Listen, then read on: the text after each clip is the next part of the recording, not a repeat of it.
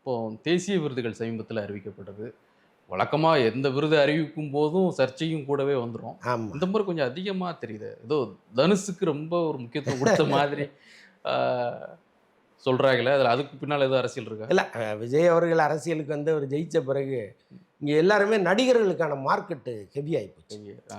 அதுவும் அரசியலுக்கு வரணும்னு நினைக்கிற நடிகர்களுக்கான வேல்யூ வந்து மார்க்கெட்ல ரொம்ப பல மடங்கு ஏறிடுச்சு. சரி. திடீர்னு கீரை விலை ஏறுன மாரி. நேத்து வரைக்கும் ரூ. 2 வித்திருப்பான் கட்டு. இன்னைக்கு ரூ. 18 கீரை விலை திடீர்னு ஒரு நாள்ல ஏறும். அந்த மாரி இவங்கெல்லாம் கீரை விலை ஏறுற மாரி ஏறிடுச்சு தனுஷுக்கெல்லாம்.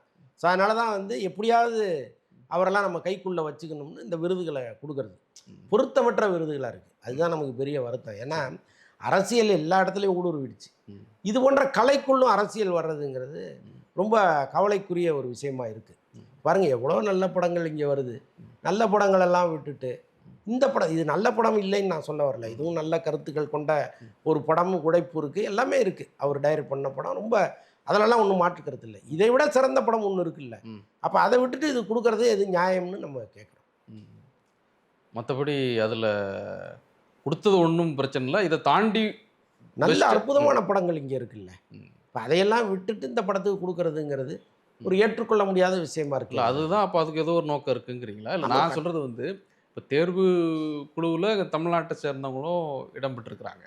இப்போ அதை அப்படி இவங்களோட எடுத்த முடிவாக அதை பார்க்கணுமா, இல்லை அங்கே ப்ரெஷர் மேலே இருந்து வரக்கூடிய அழுத்தம்? இல்லைங்க, முதல்ல மொழி தெரியாதவர்கள் தமிழ் படத்தை பார்த்து எந்த முடிவுக்கும் வர முடியாது இல்லையா. நீங்கள் வெறும் சப்டைட்டில் பார்த்துட்டு என்ன உணர்வு உங்களுக்கு இருக்கும்? அப்போ மொழி தெரியாதவர்களை தமிழ் படத்தை தேர்ந்தெடுங்கள்னு சொல்கிறதே பெரிய தப்பு. சரி ரைட்டுங்க, நம்ம ஊரில் ஜூரி இருக்காங்க, இவங்க தான் எல்லா படத்தையும் பார்த்தாங்களா அப்படின்னா எல்லா படத்தையும் பார்ப்பதற்கான வாய்ப்புகளும் இல்லை. இப்போ விருதுக்கு அப்ளை பண்ணுற படங்களை தான் அவங்க கருத்தில் எடுத்துப்பாங்க. நீங்கள் அப்ளை பண்ணலன்னா அதை எடுத்துக்க மாட்டாங்க. அப்போ அப்ளை பண்ணுற படங்களே ஒரு 100 படம் இருக்குதுன்னு வைங்களேன்.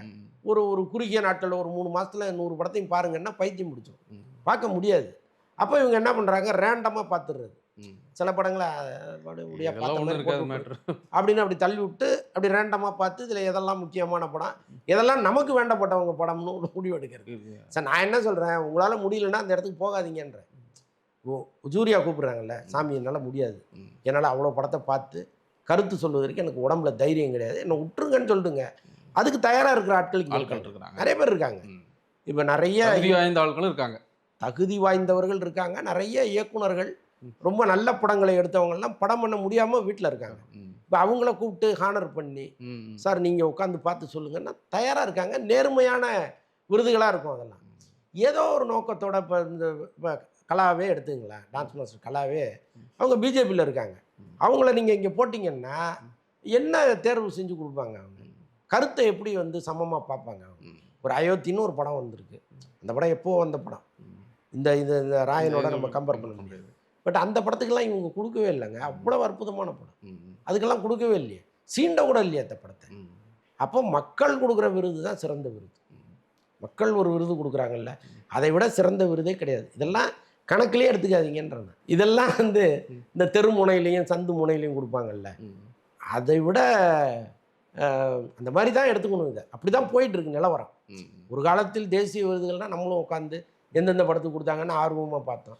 இப்போ அண்மை காலமாக வர்றதெல்லாம் பார்க்கும்பொழுது நம்ம இந்த தெருமுனை விருதுகள் அளவுக்கு தான் அதுக்கு மரியாதை கொடுக்கணும் போல. அப்படி மாதிரி தோணுது.